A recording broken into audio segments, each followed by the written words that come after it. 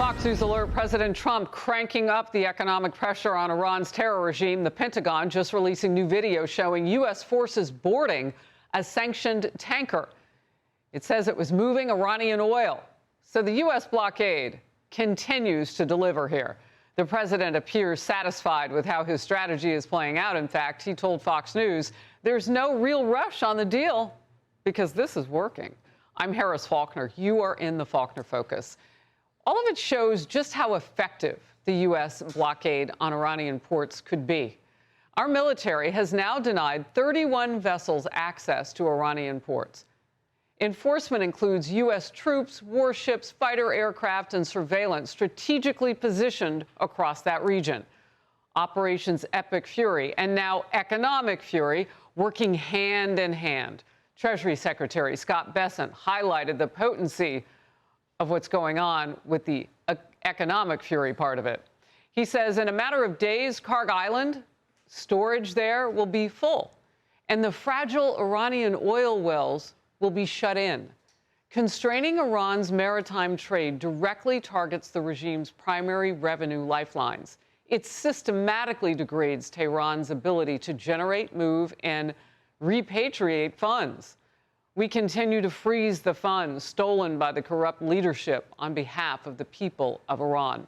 And that term shut in, actually for oil wells, it means that they are forced to stop operating. They can't pump because they don't have any place to put the oil because they can't move the oil and then bring those empty ship containers back and collect the oil and keep that process going. A J.P. Morgan analysis says Iran has about 2 weeks until that shut-in threshold hits. Here's White House Press Secretary Caroline Leavitt. We are completely strangling their economy through this blockade. They're losing $500 million a day. The Karg Island is completely full. They can't move oil in and out. They can't even pay their own people as a result of this economic leverage that President Trump has inflicted over them. President Trump's words to Fox yesterday: the blockade scares Tehran even more than the bombing. Victoria Coates, Deputy National Security Advisor during President Trump's first term. Up in focus. First, let's go to Lucas Tomlinson at the White House. Lucas. Good morning, Harris. President Trump issuing new orders to the U.S. military to destroy any Iranian boats caught laying mines in the Strait of Hormuz, threatening to blow up the ceasefire to do so. The president also taking to Truth Social to post something else about Iran's leadership. The president writing, quote, Iran is having a very hard time figuring out who their leader is. They just don't know. The infighting between the hardliners, who have been losing badly on the battlefield, and the moderates, who are not very moderate at all, but gaining respect, is crazy. We have total control over the Strait of Hormuz. No ship can enter or leave without the approval of the United States Navy. It is sealed up tight until such time as Iran is able to make a deal. Thank you for your attention to this matter. And here's President Trump's former special envoy to Iran during his first term, Elliot Abrams, who disagrees. The president said we're in 100% control. It's not really accurate, I think, because you have those small boats. You have Iran getting tolls, apparently, from some tankers that are going back and forth. They have the ability to block the strait with those small boats.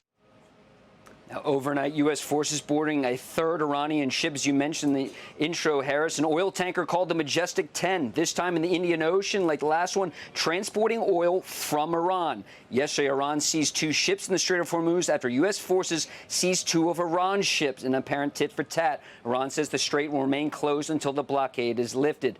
And for a 5th time, Senate Republicans have blocked a resolution to end the war on Iran. This, in the next few days, a third U.S. aircraft carrier strike group, the USS George H.W. Bush, will arrive on station in the Arabian Sea. Harris? All right, thank you very much for getting us started, Lucas. In focus now, Victoria Coates served as Deputy National Security Advisor during President Trump's first term. She is also Vice President of the National Security for the Heritage Foundation. Great to have you today. The Majestic 10, transporting oil from Iran. They are desperate and still trying, and we are still having the results of turning those ships around. This is working. Did you anticipate that it might work this well? More than bombing, as President Trump says. Well, great to be with you, Harris. I don't think that we did anticipate the success of this, but of course all the signs were there, and it was a historic decision by the president to impose this kind of reverse blockade, prevent the Iranian product from getting out of their ports, and then truly hammering their economy. And I don't think we can overestimate the systematic damage to their economy by this action of the president. And with all due respect to my good friend Elliot Abrams, I think that is a much more powerful card that we are playing here than the small boats that the Iranians are deploying to harass shipping in the Strait. So I think we're going to see, as you were just reporting, that 2-week period as the Iranian stocks fill up and they don't have any more room for storage, they are going to be desperate to get these ships out, but we clearly can stop them. And so then they're going to have to make a decision with whatever leadership they have if they want to preserve themselves or face economic collapse. Well, look, Victoria, I know we have some idea of the money involved in this. $435 million a day was an earlier estimate. It only gets worse at this point because they literally can't move anything out of Iran on a ship. So with that, how long do you give them? You said a couple of weeks, but what do we know about their economy and the tenderness, the vulnerability there now? Well, what we don't have metrics on, but we know has happened, is what it has meant to their domestic economy to shut off internet to 99% of their population for now 2 months. That is just a huge blow in terms of commerce. What is happening with their banking system? Last time I looked, they were printing 10 million rial notes. Eventually, Harris, you run out of zeros. There's just these numbers become meaningless because the currency is so thoroughly degraded. And then they're also being cut off from things like their financial networks in Dubai and UAE, which they had traditionally used to launder money. UAE is going after that now. This week that they announced that they are breaking those things down. That is another massive blow to Iran. So I don't know that we have a full picture, but the picture, when it emerges, is going to be bleak. Look, you can't blame UAE. I mean, maybe you shouldn't have bombed their airport. Maybe you shouldn't have been hitting your neighbors in the beginning of all of this. I mean, Iran can't be shocked by that. President Trump with some good news for the Iranian people. Here's his post. I have just been informed that the 8 women protesters who were going to be executed tonight in Iran will no longer be killed. 4 will be released immediately, and 4 will be sentenced to 1 month in prison. There has been a lot of, as we know, killing, a string of executions since massive anti-regime protesting began in January. I mean, some of the numbers do go above 35,000 of their own people gunned down in some of those instances, and now most recently the hangings that we know of. Victoria. Oh, it's horrifying, Harris, and it tells you everything you need to know about this regime. As the president says, even the so-called moderates aren't moderates. They are condoning these killings of young men and young women who just want their freedom. It's despicable, disgusting, every bad word we can throw at it. And so good for the president for speaking out for these young women. There's some carping, oh, they might not exist, you know, so there's no proof. Of course there's no proof. There's no internet in Iran. Right. And what he is doing is speaking up for the people of Iran and saying, don't do this. This is the concession I want before we go back to the bargaining table. Let me just interject, because you said even the so-called moderates are condemning the executions. Why? This is how they control their people. This is the whole apparatus that they've put in place, imported from China, I may add, to control not just information, but the people physically. And here's another piece of this, Harris. The government is no longer able to pay a lot of people in this apparatus. Right. It's the Islamic Revolutionary Guard Corps. It's the police.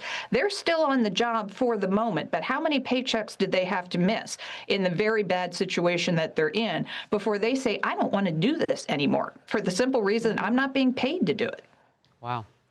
So you have to incentivize them in different ways, even if it means killing a public. And if you want to be a survivor, from what I understand reading between the lines there, you just keep your mouth shut, which looks a lot like complicity. But wow, that is truly a terror regime. A U.S. victory to talk about now in Iran is what Democrats fear the most. We'll get to politics now, because it's Trump who finally acted. Democrat politicians, anti-Trump Republicans, and most of the legacy media have condemned the war as illegal or unnecessary, framing it as a reckless escalation rather than a long delayed confrontation. That and the Washington Examiner. What do you make of it? This conflict with Iran started in 1979. It is 47 years old, and it is all of the Iranian regime's making. We were good friends with Iran before this regime came in. We can be good friends with Iran again after, but this was necessary. Successive presidents of both parties had said Iran will not get a nuclear weapon. Well, President Trump decided to do something about it, to physically prevent them. And from the very first day of the war, we had the naysayers, the carpers. Oh, there are going to be secondary unintended consequences. All these terrible things are going to happen. Well, guess what? They haven't happened. There have been good results for the United States already from this conflict in terms of the partnership with Israel, the regional coalescing, the emergence of America as essentially the world's gas station. All of these things are good for us. And you can't find a Democrat who will come out, except perhaps Senator Fetterman from my home state of Pennsylvania, who will come out and say, actually, this was a good thing to do. And they're terrified that they're going to be proven wrong, which I hope they will be in short order. Victoria Coates, you may be sitting by to watch some of this because it involves what happens to Americans internationally and fraud against us. I appreciate you being my first guest today. Thank you so much. Be sure to like and subscribe for all the Fox News latest on YouTube and catch full shows streaming now on Fox One.